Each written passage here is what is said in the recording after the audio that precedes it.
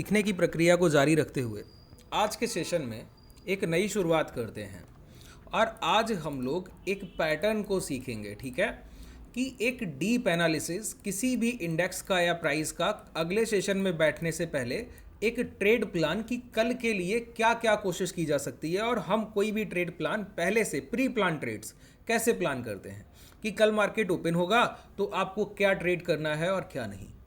ठीक है, ये आपको डिसाइड करना होगा। ठीक है, तो इसके लिए आज ये सेशन हम लोग कर रहे हैं। अच्छा, इस सेशन से आप क्या क्या सीखेंगे बताइए। पहली चीज़ जो आप सीखेंगे वो ये कि जब भी कोई भी चार्ट आप देखें तो चार्ट को देखना कैसे है। ठीक है, चार्ट को देखने का तरीका क्या है। ठीक है, प्रोसेस क्या होता है, कौन कौन सी चीज़ों को हमको ध्यान रखना होता है।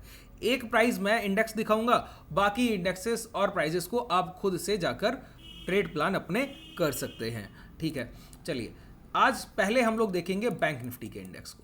ठीक है, बैंक निफ्टी के इंडेक्स को देखेंगे।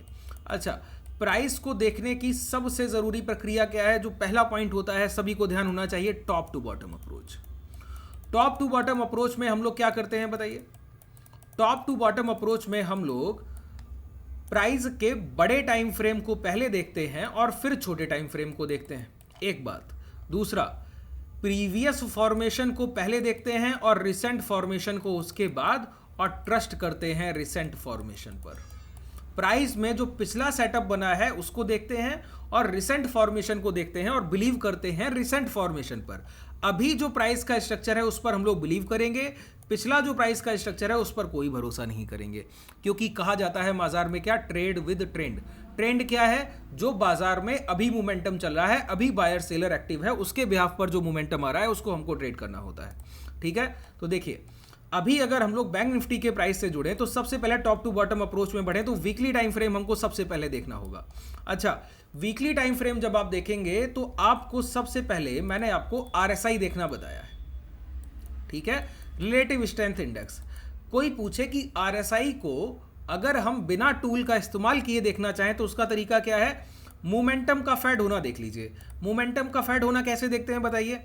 प्राइस का एक हायर मोमेंटम, उसके बाद एक पुल बैक और दूसरा मोमेंटम और फिर पुल बैक और तीसरा मोमेंटम। अगर पहले मोमेंटम से छोटा दूसरा मोमेंटम है और दूसरे मोमेंटम से कंपेयर करने पर तीसरा मोमेंटम छोटा होता है तो प्राइस पर धीरे धीरे धीरे धीरे एक वेट आ रहा है, किसका, रिटेलर्स की खरीदारी का, और प्राइस का मोमेंटम अब फेड हो रहा है, मतलब कोई ना कोई करेक्शन आने की संभावना लगती है। ठीक है, अगर आप यहां पर गौर करें तो आप पाएंगे ये पहला मोमेंटम, दूसरा, फिर एक रिट्रेसमेंट, ये तीसरा, अब इसके बाद ये चौथा। अब देखिए पहला सबसे बड़ा था, दूसरा उससे छोटा, तीसरा उससे छोटा, अब ये चौथा तो बहुत छोटा है सर। ठीक है, तो ये जो मोमेंटम आपने अभी देखा, ये धीरे धीरे मोमेंटम कैसे हो रहा है, शिफ्ट हो रहा है। अच्छा, इस शिफ्टिंग में अभी क्या हुआ है, हम लोग ट्रेड कैसे डिसाइड करते हैं बताइए। ट्रेड डिसाइड करते हैं हम लोग प्राइजेक्शन के हायर हाइज और लोअर लोज के फॉर्मेशन से।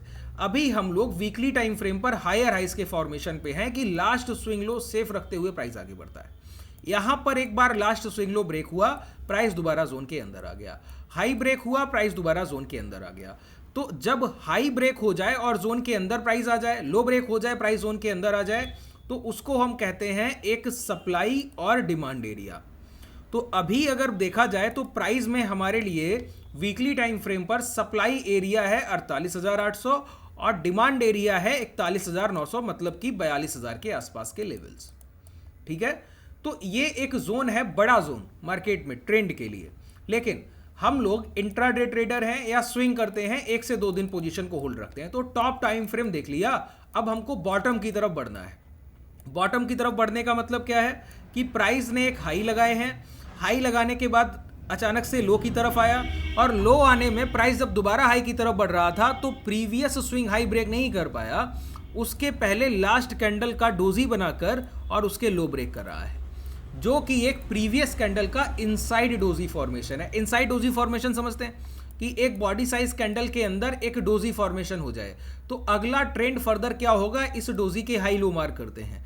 ये बायर सेलर का हॉट स्पॉट होता है, हॉट स्पॉट। ये देखिए, ये सारे चीज़ें जो मैं आपको यहाँ पर बता रहा हूँ ये मैं क्लासेस में सिखाता हूँ कि इस डोजी के फॉर्मेशन को कैसे समझना होता है, इनसाइड कैंडल होता क्या है। ठीक है, इनसाइड कैंडल पर हालांकि मैंने एक सेशन भी किया हुआ है, वो आपको नीचे टेलीग्राम में डिस्क्रिप्शन में टेलीग्राम का लिंक मिलेगा, उसको आप ज्वाइन करेंगे तो आपको वो सेशन देखने को मिल जाएगा, उसका लिंक मैं वहाँ पर पोस्ट करा दूंगा, ठीक है। तो उसको आप इनसाइड कैंडल का एक पूरा सेशन आप देख सकते हैं अलग से। देखिए तो ये इनसाइड कैंडल है, ये हॉट जोन है बायर सेलर के लिए, अगर इसके हाई निकलते हैं तो लॉन्ग, इसका लो निकलता है तो शॉर्ट।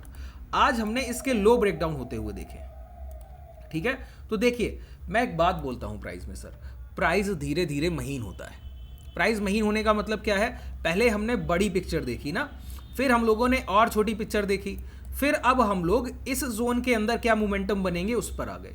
तो प्राइस क्या हो रहा है, धीरे धीरे महीन हो रहा है। तो देखिए वीकली टाइम फ्रेम पर अभी जो स्ट्रक्चर में हमारे लिए महत्वपूर्ण है वो एक डोजी है। ये इसके पहले का हमने पूरा टाइम फ्रेम देख लिया, एक जोन भी देख लिया कि फर्दर अगर बड़ा फॉल आना है तो 42,000 ब्रेक होने के बाद सबसे बड़ा गिरावट आएगा, ठीक है। अभी रिसेंट फॉल होना है तो इस डोजी के लो ब्रेक हो गए, इस डोजी के जब लो ब्रेक हो गए तो हमने क्या किया, डोजी के हाई लो कर लिए हैं मार्क, ठीक है। डोजी के हाई लो मार्क करने के बाद बॉटम की तरफ बढ़ना है कि डेली टाइम फ्रेम पर आ गए। अब डेली टाइम फ्रेम बहुत इंटरेस्टेड है। देखिए मैं आपको एक बात बताऊं, ध्यान से सुनिएगा कॉन्सेप्ट को। प्राइस में जब भी आप कोई भी इंडेक्स देख रहे हो या स्टॉक देख रहे हो और डेली टाइम फ्रेम, एक हफ्ते में 5 ट्रेडिंग सेशन हमको मिलते हैं मंडे टू फ्राइडे, ठीक है, 5 ट्रेडिंग सेशन। अगर कोई प्राइस 5 से 8 ट्रेडिंग सेशन, मैंने क्या कहा, 5 से 8 ट्रेडिंग सेशन एक जोन को ट्रेड करे, एक जोन को ट्रेड करे, जोन ट्रेडिंग उसको कहते हैं, ठीक है। एक दायरे में रहे और वो 5 से 8 ट्रेडिंग सेशन के बाद अगर कोई ब्रेकआउट या ब्रेकडाउन, और ये एक फ्लैट जोन होना चाहिए, फ्लैट जोन ये बना हुआ है जो आप लोगों ने डोजी की मार्किंग की थी वीकली टाइम फ्रेम पर, वो वीकली में देखिए 1 2 3 4 5 6 7 8 ट्रेडिंग सेशन बाजार ने गुजारे। कितने trading session, 8 trading session. 8 trading session जब भी कोई प्राइस एक कंसोलिडेशन जोन में गुजारता है जो कि एक फ्लैट जोन होगा और उसके अंडर प्राइस अगर स्ट्रक्चर बना रहा है, इन 8 ट्रेडिंग सेशन के कंबाइंड हाई या कंबाइंड लो जिधर ब्रेक होंगे मोमेंटम एग्रेसिव होता है। एग्रेसिव मोमेंटम समझते हैं, एग्रेसिव मोमेंटम का मतलब है कि अब अगर ट्रेंड डाउन साइड है तो प्राइस सिर्फ आज नहीं गिरा है, कल भी गिरने की संभावना सबसे ज्यादा होगी, और कल अगर गिरता है तो ये ट्रेंड और आगे भी कंटिन्यू हो सकता है।